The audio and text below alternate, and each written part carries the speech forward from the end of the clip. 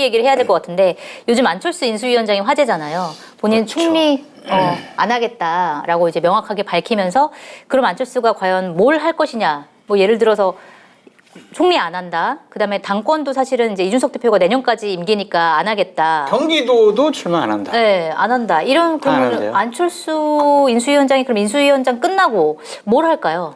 본인 얘기로는 충전하겠다는 거죠. 충전? 네, 그동안 서울시장 출마하고 대선 출마하느라고 자기는 다 방전됐다. 그래서 충전을 하겠다라고 얘기를 한 건데 네. 저는 그 선택이 과연 적절하냐 맞냐. 여유가 있나요? 그 정도로? 돈이 있잖아요. 아, 돈이. 엄청나게 많이 벌었어요. 지금 네. 안내 주식 팍 올라가고. 아니 잠깐만요. 지금 그렇게 말씀하시는 건 총리를 안 하는 게 주식 때문에 안 했다는 식으로 몰아가시는 거 아니에요? 그렇게 아 진짜 안 안철수 대표가 불쾌하시겠네. 그렇게 하라고 얘기하는 거예요. 아니 지금 그 말씀은 총리를 안 하는 게 총리하면 백지 신탁해야 돼서 1,500억 가까운 18%의 주식을 팔아야 되니까 2,500억. 못한다. 2,500원. 그걸 지금 그렇게 하시는 거 아니에요?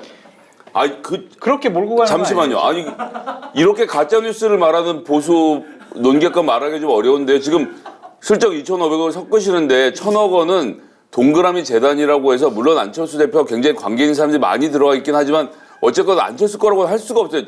재단 목수의 재산을 대충 얹어갖고 그렇게 얘기하시면서 그 주식을 팔아야 되니까 총리를 안 하는 거라고 말씀하시는 거 듣기가 되게 불편하네.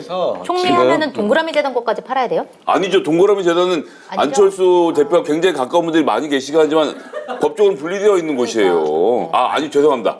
부인과 가까운 분들이 많은 곳이군요. 이제 말을 이렇게 좀 저는 함부로 하네. 안철수 대표가 가지고 있는 주식만 얘기한 거예요. 지금 주식 가격이 그렇게 많이 올랐다. 2,200억. 2,500억. 아니 왜냐면은 동그라미 재단 그 사이에? 지금 어마어마하게 올랐어요. 지금 한 60% 올랐다니까. 왜 오른 원래보다. 거예요? 국무총리 될까봐. 아니 근데 국무총리 되면 안랩에 뭔가 그냥 국무총리가 되니까 명령을 딱 해마시니까. 명령 내린 거죠. 모든 전산망에 안랩을 다 깔아라. 근데 국무총리 되면 백지 신탁을 해야 되는데 그래도 그럼 해야 되죠. 더 이상 최대 주주가 아니잖아요. 해야 되는데 이제 여러 가지로 혜택을 볼 수 있다라는 것 때문에 올랐는데 기본적으로 저는 이 선택이 적절해 보이지 않는다라고 이거 2배가 넘었네. 2배 넘었죠. 2,500억 됐네 지금. 그러니까 아까 나한테 정색하면서 뭐라고 한 거라서 사과하세요. 죄송합니다. 예. 그러면 거기에다 재단 2,000억을 붙여서 4,500억이 된 거구나 그렇지. 지금. 제가 이거 몰랐네요. 나 억울해 진짜 나. 진짜 많이 올랐다. 페널티 좀 주세요 페널티.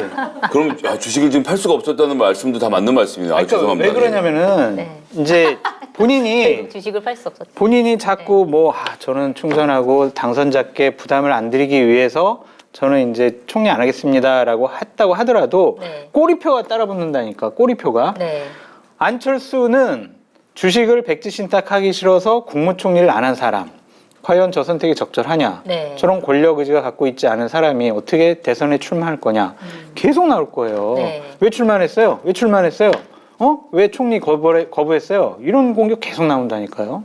이해할 수가 없어요. 그러니까 총리를 했어야 된다. 대선 때 던지면 되는 거 아닌가요? 대선 때? 대선 때 뭐 던져도 되는데. 대통령 되고 나서. 그러니까 기본적으로 본인이 행정부 경험을 하겠다라고 했고 얘기했죠. 이제 로드맵상 네. 자 안철수 위원장님 총리 한 1년 정도 하시고요. 그 다음에 당대표 출마하셔가지고요.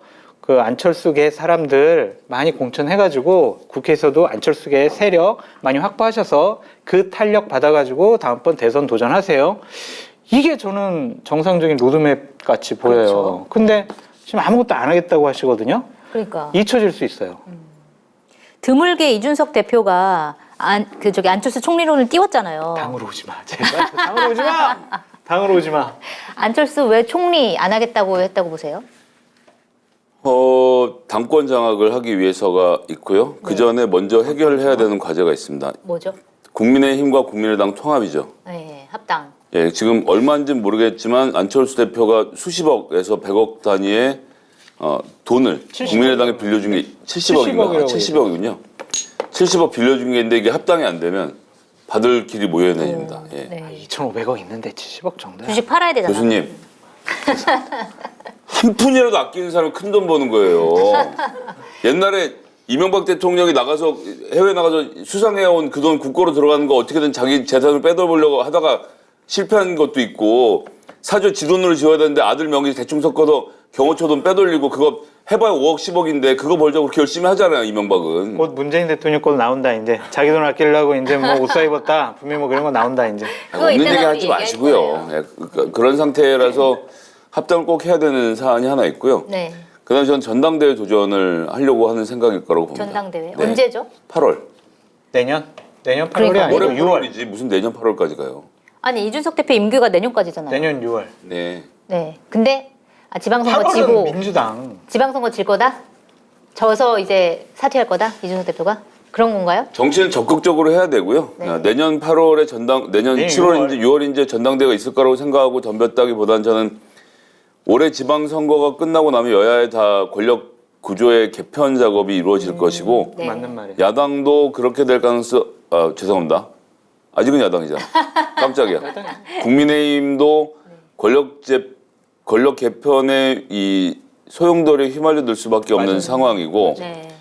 그러면 윤석열 당선자와 윤핵관들의 입장에서는 아주 전형적인 고사성어에 나오는 이의제의, 어부지리, 네. 예, 안철수 측과 이준석 측의 격돌, 당권을 놓은 격돌이고 현재 스코어는 그들의 속마음은 알 수 없으나 현재 스코어는 안철수 대표를 약간 더 밀어주는 방식으로 윤핵관들이 예, 당권 도전에서 안철수 쪽을 지지해주면 만약 권력 재편이 이루어져서 8월에 그런 뭐 비대위든 전당대회든 형태가 벌어지면 안철수 후보가 다음번 공천을 쥐는 형태로 네. 가는 그림을 그려볼 수 있겠죠. 실제로 그래요? 저는 국민통합위원회를 주목해라라고 말씀드리고 싶어요. 국민통합위원회 김한길 위원장. 거기가요. 그냥 보통 위원회가 아닌 것 같아요. 거기에 인수위 지금 산하에 있는 거잖아요. 인수위 산하인데 거기가 그 당선자 바로 직계로 이렇게 돼 있어요. 인수위라기보다는 당선자 직계거든요. 네. 근데 거기에 보면은 지금 대략 30명 정도 있어요. 네. 근데 분과도 여러 분과로 나눴어요. 기획분과, 정치분과, 사회복지분과, 경제분과. 아니 그 위원회에 그런 분과가 왜 필요하냐고요. 거기 대변인까지 따로 줬어요. 네. 이거는 인수위의 또 다른 인수위라고 보여지거든요. 여기서 저는 정치 개편을 하려고 하는 것 같아요. 정치 세력 개편. 당에? 예전에 노무현 대통령이 당선되고 나서 네. 민주당을 두고 열린우리당을 창당했잖아요. 네. 그러한 지금 모델로 어떠한 작업이 창당까지? 진행 중이지 않을까라는 생각이 들어요. 그러니까 그것이 성공할지 실패할지는 모르겠는데 네. 거기에 들어가 있는 사람 몇 면을 보면 정말 그러한 것들을 계획할 만한 사람들이에요. 그래요? 김민종 교수 들어가 있고요. 함성득 네. 교수 들어가 있고요. 김용태 의원 들어가 있거든요. 네. 김용태 의원이 그런 거에는 되게 좀 빠삭한 분이거든요. 괜히 그런 사람들을 거기에 모아놓지 않았다. 그거랑 김한길 위원장이 생각하는 거랑 안철수 위원장의 행보가 우리가 맞아 떨어진다. 같이 봐야 될 것 같다는 생각이 들었어요. 자, 지금 국민의힘이라는 정당의 주류는 TK와 PK, 주로 TK거든요. 네. 의석은 거기가 67%를 점유하고 있는데 TK가 예, TK, PK 합쳐서 영남이 67%인데 정치는 수도권이 주도해 갈 수밖에 없어요. 그런데 지금 국민의힘이라는 정당 자체가 수도권에 어필을 못하고 있는 문제가 있는 거 아닙니까? 이 문제 해결해야죠. 네. 이번에 그래서 서울에서는 이겼잖아요. 그건 뭐 큰 의미 없어요. 그래요? 국회의원이 없는 상태에서는 유승민 의원도 서울 결국 지금 지역에? 경기도로 넘어오고 다 지금 어쨌든 수도권은 뭔가를 바꿔야 된다라고 생각하는 건데 그런 그림을 그러니까 정치 경험이 없는 윤석열 그것도 서울 사람으로서 제가 알기로는 대한민국의 최초로 지금 서울 출신이 대통령이 된 겁니다. 네. 그리고 이준석 서울이죠. 그리고 이준석 국회 경험 없죠. 네. 윤석열 경험 없죠. 뭐 이런 상태에서의 수도권 보수를 중심으로 한 재편의 시나리오들이 전 그려질 가능성이 높다라고 보고 그게 전당대회 형태로 뭐 전당대회가 아니더라도 그 안철수 위원장은 제가 보기엔 올 여름에 벌어질 정계 개편의 상황을 염두에 두고 당권 투쟁으로 들어온 것으로 보고 있습니다. 근데 그 정기 개편이 어떤 방식으로 이루어지는 거예요? 그게 그냥 열린우리당 그 창당할 때는 비슷한 게 뭐냐면 네. 그때 한나라당에서 독수리 오형제가 네. 우리가 정치개혁을 해야 된다, 뭐 지역주의 정당 타파해야 된다 그러면서 탈당을 하면서 열린우리당에 같이 합류를 했어요. 네. 그래서 이번에 보면 김한길 위원장 바로 밑에 최지천 의원도 들어가 있고 네. 뭐 다른 의원들도 많이 들어갔어요. 그래서 그분들이 민주당 지방선거 후에 민주당에 있는 의원들을 좀 예를 들면 더 많이 데려와서 꼬셔서 의원 빼가기 꼬셔서 좀 새로운 정당을 좀 창당하려고 하지 네. 않을까? 아. 시도를 할 것 같아요. 시도를. 무섭네요. 그러니까 그런 움직임이 저는 보여요. 그럼 민주당에서 어떤 의원들을 데려가는 거예요? 모르겠어요. 가령? 그러니까 이번 지방선거 때 서울에서 지냐 이기냐, 경기도에서 지냐 이기냐, 네. 충청권에서 지냐 이기냐 그걸 좀 다 봐야 될 것 같아요. 왜냐하면 네. 윤석열 당선이라는 분이 국민의힘 계열의 지역 정당에 그렇게 큰 애착이 없을 것 같아요. 그렇죠. 그러니까 억지로 새로운- 들어갔다는 식이었잖아요. 그렇죠, 부득이. 네. 그러니까 부득이 새로운 해야 되죠. 정치판을 만들어 보고 싶어 할 것 같아요. 그게 대통령이라는 중심이 있으니까 일단은 가능할 것도 같은데 한번 봐야 될 것 같아요. 그럼 그게 윤석열 대통령과 네, 아까 말씀하신 안철수, 네, 안철수. 김한길 이렇게 같이 간다? 김병준. 그렇게 가지만 네. 민주당에서는 빼갈 사람이 별로 없어요. 예, 김한길 대표를 믿고 민주당이라는 이 거대 정당을 떠나서 신당으로 옮길 그런 모험을 할 유인이 별로 없어요. 그렇죠. 왜냐면 대선 때 뭐 득표율이 뭐 많이 나왔기 때문에 사실 차라리 국민의힘 내부에서 TK를 어떻게 누를 것인가에 대한 고민을 더 하겠지. 민주당에서 지금 뭐 2024년 어떻게 될 줄 알고 넘어가는 데다가 현재 정부가 5월 10일에 출발하고 나서도 지지율을 40% 하기도 어려워 보이는데 뭐 거기에가 하는 정당이 민주당이라서 민주당은 잘 모르겠는데 이준석 안철수 간의 권력 쟁투는 아주 격렬하게 벌어질 것이다. 근데 사실 이준석 대표의 경우에는 세가 없잖아요. 세력이 없잖아요. 새도 없고 네. 싸가지도 없고 예의도 없고. 그러니까요. 그럼 완전 아까도 나가는 봤는데. 건가요? 아까도 봤는데 어디서 봤어요? 방송에서? 방송국에서 봤는데 아. 나보고 오랜만입니다. 건강하게 잘 지내는지 궁금합니다. 오씨 뼈가 있잖아요. 뼈가 내가 건강하게 요즘에 드럼통 안 들어갔냐? 뭐 약간 이런 느낌. 내가 요즘 막 비판을 좀 많이 했거든요. 장애인 그 전장현하고 이렇게 좀 다툼이 있어가지고 그랬더니 눈빛하고 말투가 아주 살벌하더라고요. 그러니까. 아니 근데 지금 이 말씀 들어보면 이준석의 미래가 아주 불투명해 보이는데 이준석 대표가 그 전장현 그러니까 장애인 갈라치기 그러니까 예전에는 젠더 갈라치기를 하더니 이번에는 이제 장애인으로 옮겨갔는데 사실은 그 이준석 대표의 발언에 동조하는 사람이 국민의힘에도 없고 더불어민주당은 더더구나 없고 왜 그러는 거예요? 그 대한민국의 대표적인 약자가 장애인 분들일 수밖에 없어요. 네. 저는 그 전장현이라는 단체가 순수하게 장애인의 인권을 옹호하는 단체라고는 생각지를 않아요. 네. 왜냐하면 두 가지 측면인데 하나는 내란 선동 혐의로 징역 9년을 구형을 받았고 복역을 했던 누구죠? 그것을 봐. 이석기. 네. 이석기 씨에 대해서 지속적으로 석방해야 된다라고 얘기를 주장을 했었고 네. 작년 11월 달에 반미 자주 대회라는 것이 열렸거든요. 거기 대략 30여 개 단체가 참여를 했는데 거기에 주된 주장이 두 개예요. 한미동맹 해체해라, 주한미군 철수해라 네. 이거거든요. 그러한 정치적인 일에 많이 관여를 했던 단체예요. 그래서 국민의힘이나 이준석 대표는 그들의 주장이 순수하지 않다라고 생각을 하는 것 같아요. 네. 그것도 이제 그 전장현에 대한 반감이 있는 것 같은데 그렇더라도 그분들이 어렵고 불편하고 힘들어하는 부분을 해결해 주는 것이 정치고 네. 정치 지도자가 할 일이다라고 생각이 들어서 이준석 대표의 논리와 말 다 맞아요. 맞는데 거기에는 빠진 게 있어요. 사람이라는 거, 인간이라는 거, 약자를 배려해야 된다라는 거 그런 게 좀 빠져 있어서 이준석 대표의 말과 행동이 조금 안타까워요. 그래서 보다 더 큰 정치인으로 거듭나기 위해서는 이준석 대표도 그런 분들과 막 아까 보니까 페이스북에다 100분 토론합시다. 네. 내가 그냥 뭐 다 얘기해 줄게. 100분 토론 아니고 무제한 토론. 주제 이거 김호준 총수가 맞아. 사회 봐야 된다. 주제 이거 좋아요. 그 장애인 단체 분들 회장단하고 토론해가지고 이겨서 뭐 할 거예요? 논리적으로 이겨서 뭐 할 거냐고요. 네. 그들을 품어야죠. 죄송합니다. 저희들이 더 잘 돌보겠습니다. 저희 당의 강령에는 약자와의 동행이라는 문장이 있습니다. 그 당대표로서 제가 지키겠습니다. 그러는 게 맞지. 내 뭐 언제든지 도전 받아줄게. 이 태도는 좀 좋지 않아 보여요. 모든 장애인 단체가 하고 있는 권익투쟁은 사실은 저는 그들이 보험회사라고 생각하고요. 네. 우리의 미래를 위해서 대신 싸워주고 있는 사람들이라고 생각해요. 언제든 우리가 어떻게 될지 모르는 거죠. 장애인들 중에 그 장애를 얻은 시점이요. 20살에서 59세까지가 65%입니다. 네. 태어나고 나서 후천적으로 얻은 장애가 89% 자라고 그냥 장애라는 건 우리가 살다가 얻는 거예요. 주로 일할 나이에 얻게 되고 교통사고나 산재 등으로 얻는 경우가 많아서 내가 살려면 장애인으로 살 수 있는 가능성이 있는데 남들하고 동등한 환경에서 살 수 있어야 해요. 인간의 당연한 권리거든요. 우리가 보행자와 이 차도와 인도를 왜 나눕니까? 차가 더 빨리 가고 차가 더 안전하게 가면 차를 살 돈이 없는 사람은 가다 치고 그냥 차가 지나가는 게 맞지. 하지만 우린 인도와 차도를 구분해서 사람이 걸어갈 수 있는 공간을 확보해 주잖아요.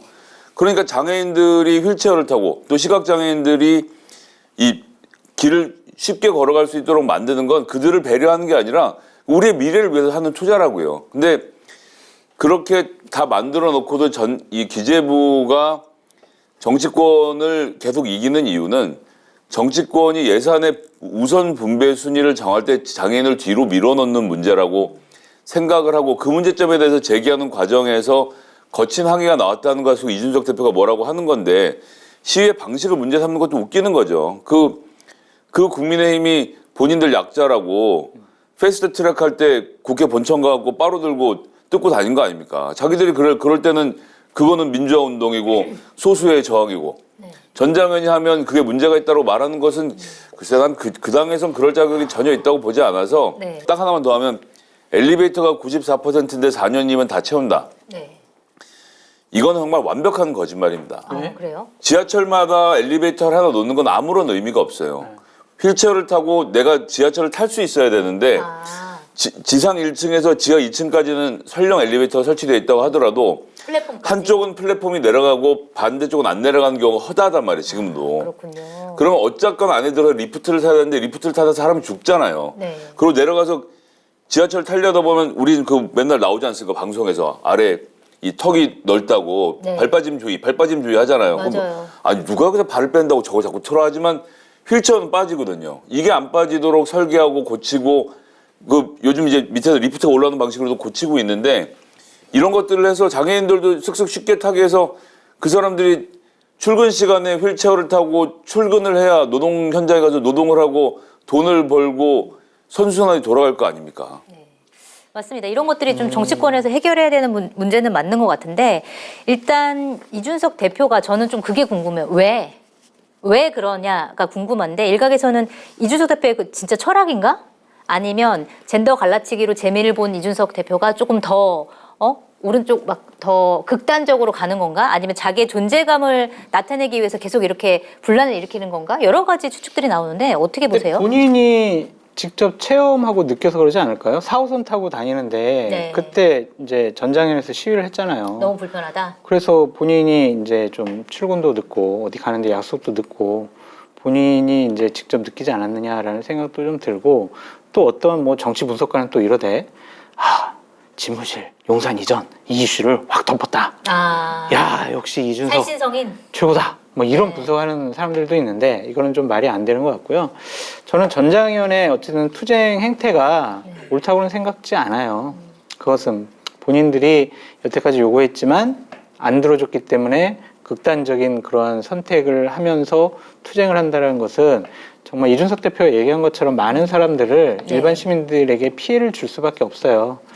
그렇더라도 이준석 대표는 그러한 갈등을 해결해야 될 책무가 있는 사람이다라고 말씀을 드립니다. 남의 국민연금에 6천억씩 피해를 입히는 이재원한테나 뭐라고 좀 얘기하지. 사실 그렇긴 합니다. 그거를 우리가 비판을 하자고 치면은 사실 좀 그렇긴 해요. 네, 훨씬 더 잘못한 사람들이 많은데. 파업도 남에게 불편을 주는 행위죠. 다 하는 이유는 민주주의 사회에서 약자로 몰려있는 사람들의 발언권을 언론과 사회가 보장하지 않기 때문에 남들보다 더 격렬한 방법으로 의사표현을 할 수밖에 없는 것이고 그 약자들의 의견이 격렬하다는 이유로 배제하기 시작하면 우린 결국 약육강식에서 강자들만 살아남는 세상이 될 거예요. 그렇게 해서 살아남는 사람들이 있으니까 살아가겠지만 그게 과연 건강한 사회일까라는 생각이 들고요. 예전에 캐나다 어학연수 갔을 때 3개월 동안 갔었는데 그중에서 2달이 스카이트레인이랑 버스가 파업을 했어요. 노동자들이. 그래가지고 2달 동안 아예 못 탔거든요. 근데 그때 그 시민들이 그거에 대해서 불편하다거나 니네들 왜 파업하냐거나 이런 얘기를 들어본 적이 없어요. 이준석 대표 관련돼서는 하나만 얘기 드리면 그러니까 이들에게는 그러니까 그 논리 안에서는 그들도 민주화 운동을 하고 있는 거예요. 지금까지 그래서 자꾸 성역이라는 표현이 나옵니다. 여러 가지 점에서 페미니즘이라는 성역, 노조라는 성역, 그다음에 시위라는 성역, 장애인이라는 성역. 그리고 이 성역을 민주당과 정의당이 PC라는 이 이즘에 억눌려서 정작 대다수의 일반인들이 고통받고 있는데 그걸 외면하고 그 일부 운동권들이 눈치를 보느라 해결하고 있지 못하던 과제를 네. 지금 새롭게 나오는 정치 세력이 나는 할 말을 하겠다. 비록 그대가 여성일지라도 노동자일지라도 장애인일지라도 해서 그 내재된 논리 안에서는 사회개혁운동이고 혁명인 거죠. 그럼 너희들이 이준석 대표는 그걸 진심으로 믿고 있다. 그렇죠. 예를 들면 이제 저 같은 사람을 네. 보면서 너는 이제 나이 먹고 사방 눈치 다 봐야 되고 여기자한테도 밑보이기 싫고 그래서 아무 소리도 못하면서 하나만한 평론이나 하고 있지만 우리는 아닌 건 아니다라고 말하는 새로운 그룹이고 너희들이 틀렸다는 것을 보여주겠다라는 이야기를 하는 것이고 네. 거기에 상당히 많은 사람들이 네. 동조하고 있다. 라는 그림에서도 이 문제를 같이 봐야 된다고 생각합니다. 인수위 얘기도 좀 해봐야 될 것 같아요. 안철수 위원장이 지금 꾸리고 있는 인수위. 네. 인수위의 활동 평가 어떻게 하고 계세요? 저는 80점이라고 보여져요. 80점. 네. 높은 점수인가요? 그냥 뭐 B 학점? B 정도. B 학점 못하지 않고 있다라는 좀 생각이 들어요. 네. 물론 좀 그럼- 구설 당선자 혼자 망치고 있는 건가요?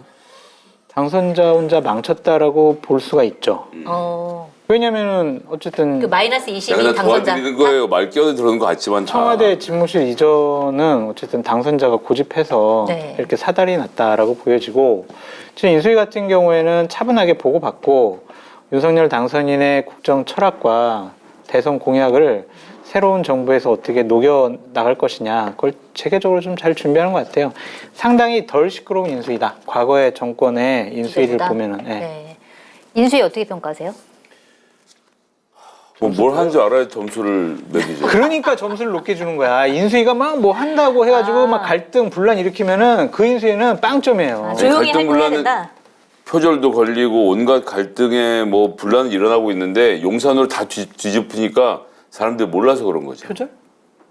아 예전에는 인수위원 표절 뭐 이런 논란이 있었는데 이번에도 그런 있어요. 아 그래요? 그럼요. 걸렸잖아요. 뉴스타파에 보도도 되고. 아 그랬구나. 그것 말고도 인수위원들 그만두면서 이제 조상규? 폭로성 조상규 잘하는 변호사가 후배야. 아 그래요? 나 잘 알아. 경호 차량 셀카해가지고 이제 번호판 다 나왔다 이런 조상규가 얘기로 이제 어떤 친구인지 알아요? 했는데, 네. 뭐 했는지 알아? 뭐 했어요? 고발사주 8월 달에 아 그러니까 그거 쓴 그 사람이잖아. 친구야. 고발장 쓴 네, 신분 고발장 잖아요. 쓴 친구예요. 그 친구. 아 그리고 정치를 되게 하고 싶어하는 친구예요. 아 되게 화끈하기도 하고 열정도 있고 네. 괜찮아요. 그래서 뭐 그분이 이제 나오면서 사실은 경호 차량 찍는 거 아무도 제지도 안 했는데 갑자기 왜 그만두라고 하냐. 그다음에 갑질했다. 뭐 이런 폭로를 했는데 그런 거는 어떻게 봐야 돼요? 저는 그냥 이렇게 인수위 뒤에 명판을 보고 사진을 찍거나 네. 경호 차량 나오게 사진 찍고 근데 그것도 희미하게 찍었길래 네. 별 문제 아니라고 생각을 했는데 조상규 변호사의 좀 부적절한 면은 뭐냐면 나 잘렸어. 근데 저기 있는 권영세 나를 견제해가지고 날 내보냈고 네. 거기 있는 김창경 저 사람은 막 뭐라고 했더라 뭐 여러 가지 불미스러운 일을 했어 이런 식으로 내부 일을 폭로하고 공격한 것은 공천은 물 건너간 거죠. 잘못했다. 이제 정치권에서 발을 붙이기가 힘들다라는 생각이 들어요. 그렇군요. 네. 좀 안타까워요. 많이 억울해서 막 감정적으로 그렇게 그 많이 했던 건가? 억울하더라도 네. 그냥 본인이 이번에 그냥 조용하게 물러났으면 다른 기회가 있었을 텐데 지금은 거의 인수위를 완전히 박살내는 뻔했어요. 네. 그래서 저는 그거는 상당히 적절하지 부적절한 일이었다. 어떻게 보셨어요? 그 사건? 뭐 저 큰일 아니라고 봅니다. 예. 사안 자체가 굉장히 작은 거라서 뭐 네. 경호 사진 찍든 말든 뭐 그거 가지고 인수위가 어떻게 움직이는 거 아니고 오히려 인수위가 제대로 보여줘야 될 그림들에 대해서 보여주고 있느냐라는 질문에 대해서 답을 해야 되는데 네. 아직 결론이 난 시점이 아니니까 좀 더 지켜보겠습니다만 여성가족부 폐지 어떻게 할 건지 네. 이걸 지금 미래가족부라는 이름을 들고 나왔는데 정말 경악할 이름입니다. 미래는 김 작자님 그거는 논의 단계잖아. 논의 단계. 그냥 아이디어 차원에서 이렇게 해볼까? 저렇게 해볼까? 그런데 이렇게 한다는 걸 가지고 막 경악을 금치 못했다 그러면 어떻게 해요? 아직 결론이 안 난 거다는 거죠? 닦아놓고 출산 논의 중. 장려부로 하시든가 그럼. 논의 중. 논의 난 정말 미래라니 웬 말이야 정말 믿겨지지가 않고요. 논의 중. 예, 그게 그렇고 그다음에 주식 양도세도 폐지한 하여튼 뭐 너무 많아서 뭐라고 말을 못 하겠는데 그리고 이런 아마추어들도 없는 게 그 뭐 청와대 어디로 용산으로 이전하고 싶어 한다면서요. 국무위원회 왜 상정 안 하냐고. 네. 자기들이 신청을 해야 상정을 하지. 복권 안 사고 왜 나 복권 안 맞지 하는 사람들 똑같은 거예요. 국무회의에 복권 의지를 갖다 줄 수 올리려면 있잖아요, 그냥 신청을 누가. 해야 돼요? 응? 그러니까 이번에 화요일에 국무회의에 그 건이, 그러니까 예비비 건이 올라갈 것이라는 예상이 나왔었는데 사실 안 올라갔잖아요. 아니 그 올라갈 수가 없지. 아예 있을 수가 없는 일이에요. 왜 그건 그렇죠? 맞는 말이야. 자 프로세스를 보면요. 네. 인수위가 먼저 기본을 정합니다. 뭘 정해야 되냐면 몇 명 들어갈 건지. 그러니까 청와대가 몇 명이냐. 지금 500명인데 300인지 200으로 줄인다면서요. 네. 몇 국 몇 실로 할 건지. 그다음에 몇 개로 이렇게 분과를 나눌 건지. 그다음에 민관협동위원회인지 뭔지 만들면 회의실 뭐 있어야 될 거 아니에요. 이런 기본적인 자기들 청와대 규모를 먼저 정하고 네. 그거를 이렇게 하겠다라는 아주 거칠더라도 틀을 정해서 이걸 문서로 정리해서 네. 행정안전부 업무보고 들어와 네. 해서 우리가 이렇게 필요한데 그러니까 그림을 그리라고 내가 시키는 것도 아니에요. 이렇게 필요한데 짜갖고 와. 그럼 행안부가 그걸 보고 짜죠. 뭐 이렇게 옮기면 이건 얼마, 이거 이사비 얼마 이렇게 다 짜면 네. 근데 또 지들 입으로 496억으로 말을 해놨잖아요. 그럼 그 말을 어디서 들었어요?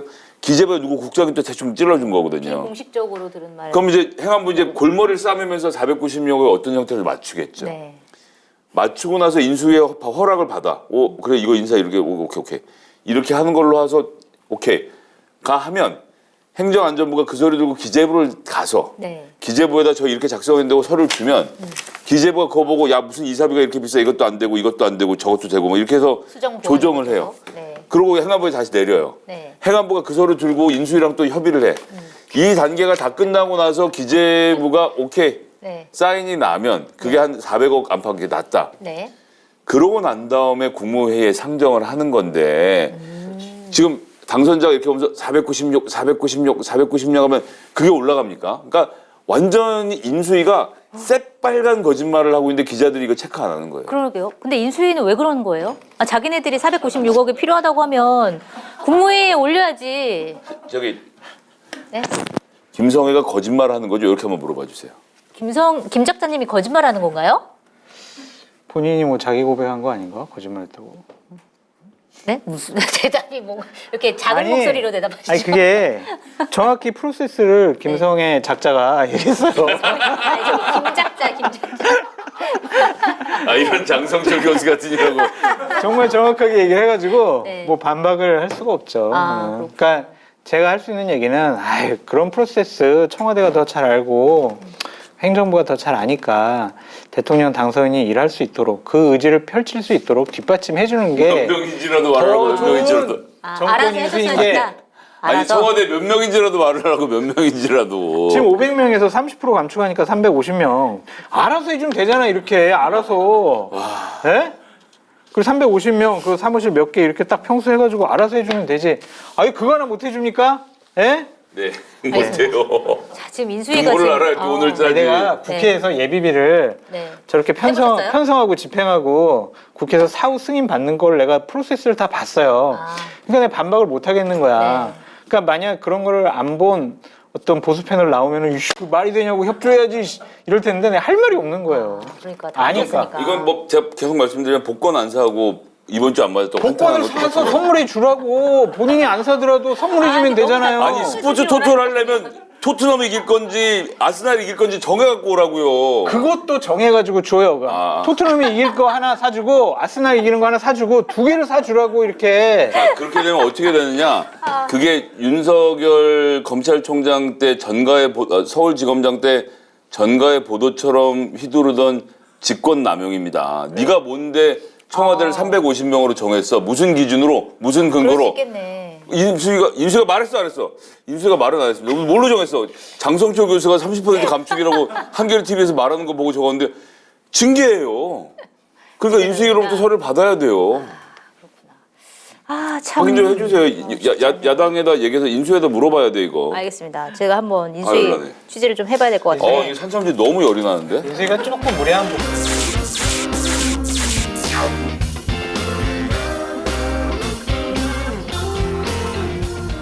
뭐라고요? 아니 요즘에 마켓타니에서 이용 안 하는 분도 있어요? 쇼핑몰계 차세대 리더 마켓타니 정치권의 정보통 저 장성철이 자부하겠습니다. 정말 강력하게 추천드립니다. 왜 추천을 하느냐? 덕분에 제 출연료가 완상됐기 때문입니다. 굉장히 만족스럽습니다. 믿고 사드셔도 될 것 같다. 전 그런 확신이 들었습니다. 한결의 자랑, 한결의 야심찬 프로젝트, 한결의 TV를 후원하는 가장 좋은 방법 마케팅. 많이 성원해 주시고요. 주변에도 널리 알려주세요. 좀 도와주십시오.